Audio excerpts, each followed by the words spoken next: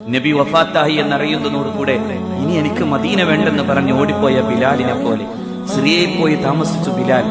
മടങ്ങി വരാൻ പിന്നൊരിക്കൽ ഉമറിന്റെ കാലത്താണ് സയ്യിദുനാ ബിലാലിനോട് അള്ളാഹുവിന്റെ റസൂൽ സ്വപ്നത്തിലൂടെ വന്നിട്ട്, ബിലാൽ എന്തേ എന്നോട് ദേഷ്യമായോ എന്ന് ചോദിക്കുമ്പോ കരഞ്ഞു കലങ്ങി ഹൃദയം പിടച്ച് സിറിയയിൽ നിന്ന് നടന്നു വന്നു മഹാനായ ബിലാൽ അഷ്റഫുൽ ഖൽഖിന്റെ ചാരത്ത്. അപ്പോഴാണ് സ്വഹാബാക്കൾ ഒന്ന് ആ ബാങ്കുലി കേൾക്കാൻ ആഗ്രഹമുണ്ടെന്ന് പറയുമ്പോ രണ്ട് കുഞ്ഞുമക്കൾ അഷ്റഫുൽ ഖൽഖിന്റെ പേരക്കിടാങ്ങളായി സയ്യിദുനാ ഹസനും ഹുസൈനും ചോദിക്കുമ്പോ ആ പരിശുദ്ധമായ ബാങ്കുലി ഒരിക്കൽ കൂടി മദീനയിൽ മുഴങ്ങി.